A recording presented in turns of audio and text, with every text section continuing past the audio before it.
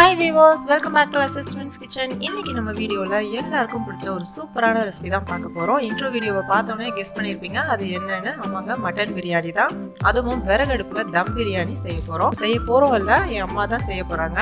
அம்மா தம் பிரியாணியும் சரி குக்கர்லயும் சரி சூப்பரா செய்வாங்க. ஸோ எப்படி செய்யறாங்க அப்படின்றத வீடியோவை ஸ்கிப் பண்ணாம ஃபுல்லா பார்த்து தெரிஞ்சுக்கோங்க. அதுக்கு முன்னாடி நம்ம சேனலை ஃபர்ஸ்ட் டைம் பாக்குறவங்களா இருந்தா சேனலை சப்ஸ்கிரைப் பண்ணி சப்போர்ட் பண்ணுங்க.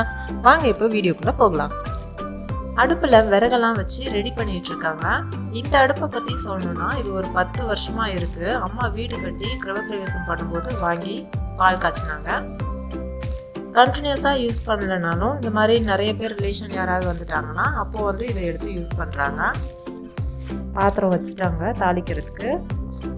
நிறைய பேர் பிரியாணி தாளிக்கும் போது நெய் கொஞ்சம் எண்ணெய் சேர்த்து தாளிப்பாங்க. நானுமே அப்படிதான் செய்வேன். ஆனா அம்மா நார்மலா ரீஃபைண்ட் ஆயிலே தான் ஃபர்ஸ்ட் ஊற்றி தாளிக்கிறாங்க. அதுக்கப்புறமா மசாலா ஐட்டத்துல ஏலக்காய், கிராம்பு, பட்டை, சோம்பு, நட்சத்திர சோம்பு, அப்புறம் பிரியாணி இலை இதெல்லாம் போட்டு தாளிக்கிறாங்க. மசாலா பொருள்லாம் நல்லா பொரிஞ்சிருச்சு. இப்போ இது கூடவே வெங்காயமும் 4 பச்சை மிளகாவும் சேர்க்கிறாங்க. பிரியாணிக்கு பச்சை மிளகா ஃப்ளேவர் ரொம்பவே நல்லா இருக்கும். எங்க வீட்டுல எல்லாருக்குமே பச்சை மிளகா ஃபேவரட். அம்மா மீன் குழம்புல பச்சை மிளகா போட்டு வச்சாங்கன்னா மீனுக்கு சண்டை வருதோ இல்லையோ அந்த பச்சை மிளகா சாப்பிட்றதுக்கு சண்டை வரும். ஸோ உங்க யாருக்கெல்லாம் பச்சை மிளகாவோட ஃப்ளேவர் பிடிக்கும் அப்படின்றத கமெண்ட்ஸ்ல சொல்லுங்க. இப்போ வெங்காயம் வதங்குறதுக்காக அம்மா கூட கொஞ்சம் கல்லுப்பு சேர்க்கிறாங்க. ஒரு சிலர் அந்த வெங்காயம் நல்லா ப்ரௌன் கலர்ல முறுமுறுன்னு ஆனாதான் பிரியாணி நல்லா இருக்கும் அப்படின்னு சொல்லுவாங்க. ஆனா அம்மா அந்த மாதிரிலாம் வதக்கல, நார்மலா தான் வதக்குறாங்க. இப்போ வெங்காயம் வதங்கினோம்னா தக்காளியும் கொஞ்சம் கருவேப்பிலையும் சேர்க்கிறாங்க. வெங்காயம் வதங்கினதுக்கு அப்புறம் இஞ்சி பூண்டு பேஸ்ட் தான் நான் சேர்ப்பேன். ஆனா அம்மா தக்காளி சேர்த்தாங்க. இதனாலதான் நான் செய்யற பிரியாணி டேஸ்டா இருக்க மாட்டேங்குது, அத்தை செய்யறது நல்லா இருக்கு அப்படின்னு என் வீட்டுக்காரர் கூட கிண்டல் பண்ணிட்டு இருக்காங்க. இப்ப தக்காளி லைட்டா வதங்கினதுக்கு அப்புறமா அம்மா இப்பதான் இஞ்சி பூண்டு பேஸ்ட் சேர்க்கிறாங்க. எல்லாமே டைமிங் வச்சு வதக்கணும் அப்படின்னா இல்லை, போட்டு கொஞ்சம் நேரம் வதங்கினதுக்கு அப்புறமாவே அம்மா ஒன்று ஆட் பண்ண ஆரம்பிச்சிட்டாங்க. தக்காளி நல்லா வதங்கினதும் கடையில வாங்கின பிரியாணி மசாலா தான் சேர்த்தாங்க.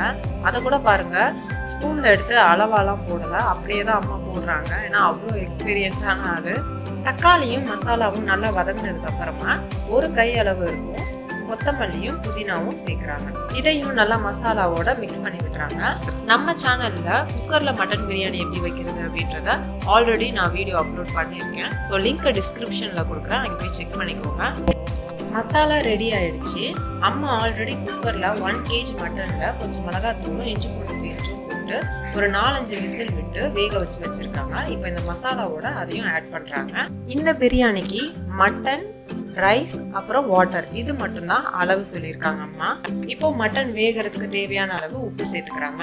1 கிலோ மட்டனுக்கு 1 கிலோ ரைஸ் எடுத்திருக்காங்க, பாஸ்மதி ரைஸ். ஸோ 1 kg ரைஸ்க்கு 8 டம்ளர் தண்ணி. 4 டம்ளர் தண்ணிய மட்டன் வேக வைக்கும் போதே குக்கர்ல ஆட் பண்ணிட்டாங்க. மட்டன் கொதிச்சதுக்கு அப்புறமா மீதி இருக்கிற 4 டம்ளர் தண்ணியையும் சேர்த்து அது கூடவே ரைஸ்க்கு தேவையான அளவு உப்பையும் சேர்த்துறாங்க. நல்லா மிக்ஸ் பண்ணி விட்டுட்டு இதுவும் ஒரு கொதி வர வரைக்கும் வெயிட் பண்றாங்க. அதுக்கப்புறமா 1/2 hour ஊற வச்ச பாஸ்மதி ரைஸ் 1 kg அதையும் சேர்க்கிறாங்க.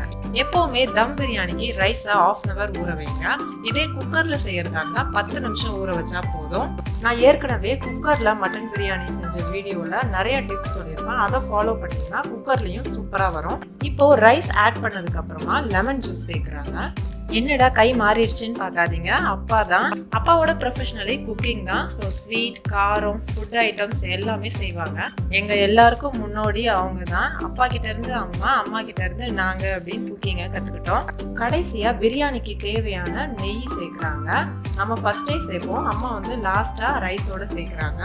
அப்பதான் அந்த நெய்யோட ஃபிளேவர் ரைஸ்லயும் மட்டன்லயும் நல்லா தெரியும் அப்படின்னு அம்மா சொன்னாங்க. இப்போ நல்லா மிக்ஸ் பண்ணி விட்டுட்டு மூடி போட்டு வச்சிடறாங்க. ஒரு 5 நிமிஷம் கழிச்சு ஓபன் பண்ணி லைட்டா கிளறி விட்டுட்டு மறுபடியும் மூடி வச்சுட்டு அதே மாதிரி இன்னொரு தடவையும் எடுத்து கிளறி விட்டு மறுபடியும் மூடி வச்சிடறாங்க. தம் பிரியாணின்னா அடுப்பு கறியை மூடி மேல போட்டு தம் போடுவாங்கன்னு நினைச்சேன். ஆனா அம்மா அப்படி செய்யல, வெறும் மூடியை மட்டும்தான் போட்டு அப்படியே அடுப்பு அணைச்சிட்டாங்க. அந்த தணல்லையே வெந்துருச்சு. விறகடுப்புல அம்மா செஞ்ச மட்டன் தம் பிரியாணிய நாங்க சாப்பிட்டு என்ஜாய் பண்ண போறோம். ஸோ நீங்களும் இதே மாதிரி வீட்டுல ட்ரை பண்ணி ஃபேமிலியோட சாப்பிட்டு என்ஜாய் பண்ணுங்க.